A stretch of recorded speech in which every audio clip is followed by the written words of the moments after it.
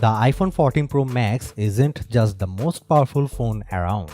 It's a joy to use thanks to the clever new dynamic island for displaying notification and live activities.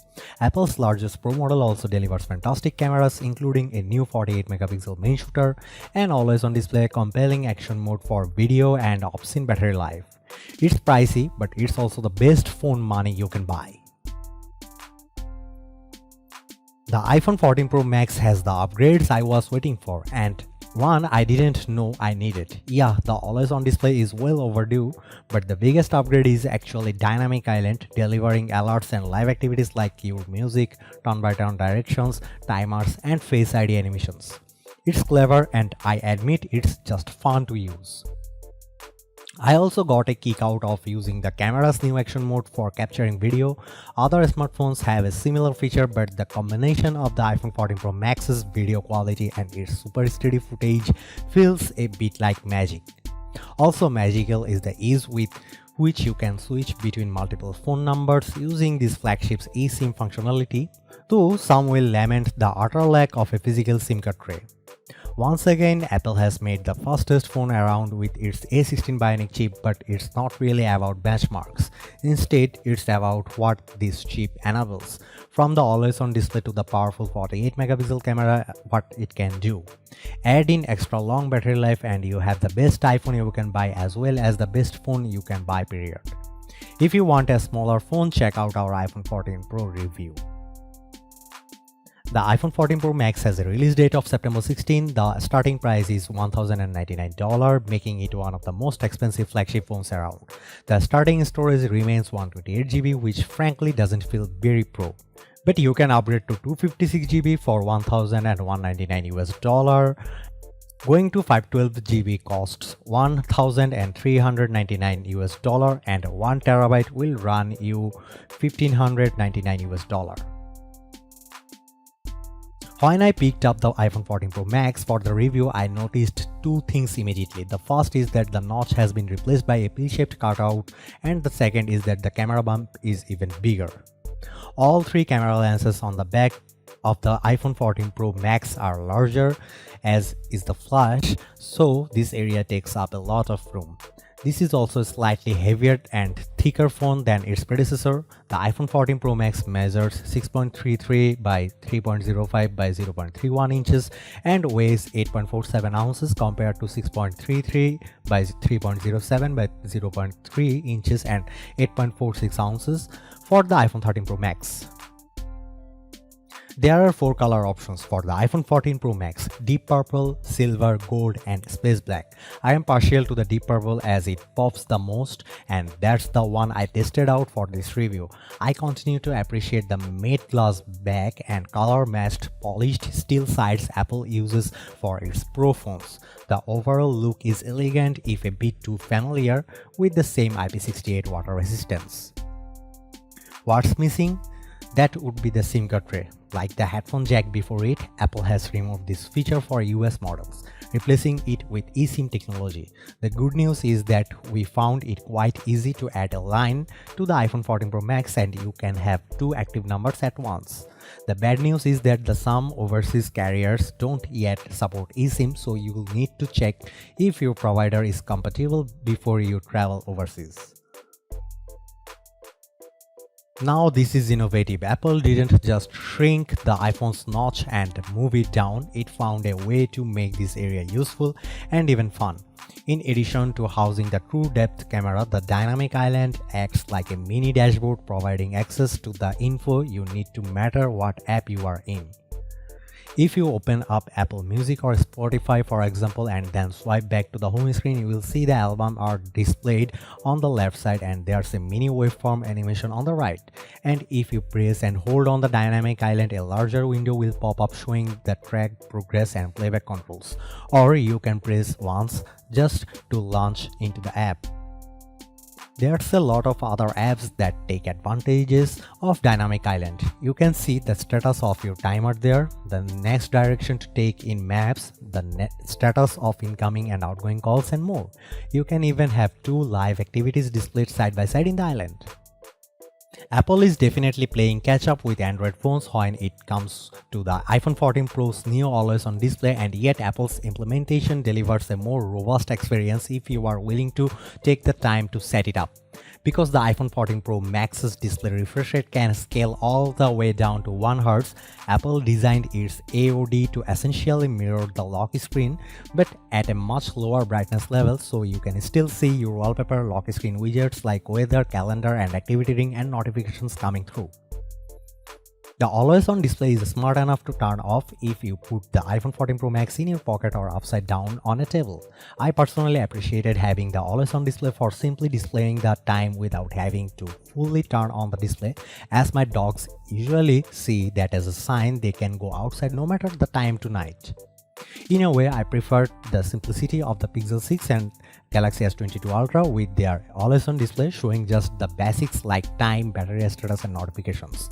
But I like that there's more customizations option for the iPhone 14 Pro Max. Otherwise, the iPhone 14 Pro Max's Super Retina XDR display is amazingly bright and vivid. In fact, this panel is rated for up to 1600 nits of brightness with HDR content and 2000 nits outdoors in bright sunlight. This panel dazzled as I zoomed in on footage of a fountain, as I could make out the drops of water hitting the pool below and creating a fizzy bounce of bubbles. And I got lost in a tropical paradise when playing the Air Twister air shooting game with fluid animations to match the 120Hz ProMotion display.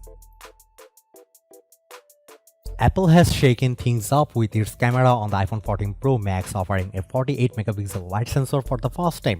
By default, the sensor will group every 4 pixels in a quad pixel and optimize for better light capture in 12-megapixel photos. But you can go 48-megapixel in Pro RAW mode if you want the most detail possible, which is ideal for cropping in.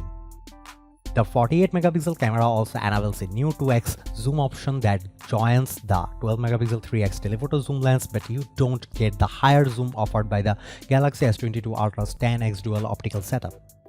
The iPhone 14 Pro Max also features a new 12-megapixel ultra-wide camera that's nearly twice the size, and 12-megapixel true depth camera now offers autofocus along with the faster f1.9 aperture for better low-light photos. In fact, better low-light performance is a big theme across the board with this phone, as there's photonic engine powered by the A16 Bionic chip that's designed to offer brighter and more colorful photos for every camera. You can shoot 48-megapixel photos, but you first have to enable Apple Pro RAW and set the Pro RAW resolution to 48-megapixel in Settings app. It would be easier to initially activate this within the camera app, but once enabled, you can toggle between RAW and normal pics in the camera app. Check out the samples of iPhone 14 Pro Max versus other flagships. The iPhone 14 Pro Max's A16 Bionic is Apple's first chip built using the 4nm process, and it's once again the fastest chip in a phone. The CPU is rated to be only 10% faster than the A15 Bionic, but it offers 50% more memory bandwidth, which aids gameplay.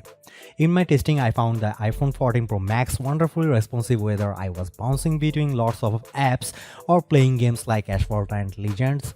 Racing on the Himalayas track, I experienced fluid action even with several other cars on screen jostling for the first place.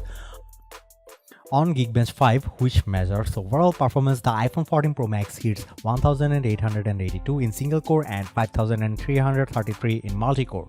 That's notably better than the iPhone 13 Pro Max, which is the 1722 in single core and 4549 in multi-core, and it blows away the Galaxy Z Fold 4 and its Snapdragon 8 Plus Gen 1 chip, 1328 on single core and 3831 on multi-core. The Galaxy S22 Ultra was even further behind, which is Snapdragon 8 Gen 1 processor, and its single core performance was 1249 and multi-core performance was 3392. Thanks in part to the iPhone 14 Pro Max's more efficient chip, the iPhone 14 Pro Max lasted a very long time on our battery test. We are talking an average of 14 hours and 42 minutes.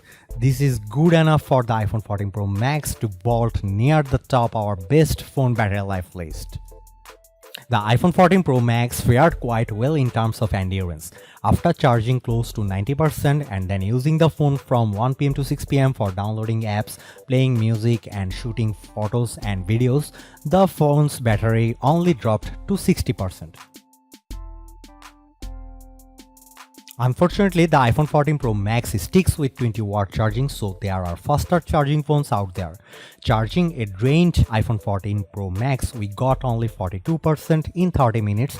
Apple claims you can hit 50%, so we will be retesting it. By comparison, the Galaxy S22 Ultra got to 58% in 30 minutes with its 25-watt charger, and the OnePlus 10 Pro reached 93% and got to 55% in 15 minutes, benefiting from 65-watt charging speeds. Later this fall, Apple will launch two key safety features for the iPhone 14 Pro Max. The first is emergency SOS via satellite, which combines new antennas and software to connect to satellites when you can't get a cellular or Wi-Fi signal. You will then get help from emergency services to your location.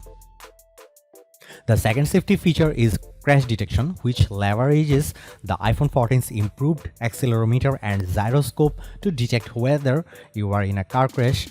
Should a crash happen, your iPhone can automatically dial emergency services as well as notify your emergency contacts you designate. The iPhone 14 Pro Max runs iOS 16 by default, and there's a lot to like in this new software update. You can customize the lock screen with widgets, photos and more, and what you choose will also show up on your always-on display.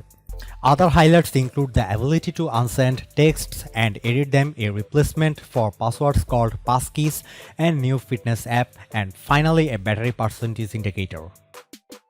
Later this year, iCloud shared photo library will make it easier to share photos with family members, and live activities are coming from developers, which will make the dynamic island on the iPhone 14 Pro better by showing things like sports score and the real-time progress of your food order or rideshare. The iPhone 14 Pro Max is the best big screen phone around, and it justifies the high price by providing a stellar display with always-on capabilities, the best cameras in a phone, and extra long battery life. The dynamic island is by far my favorite feature because it saves your time having to jump between multiple apps just to get key bits of info, and it will get even better as developers jump on board.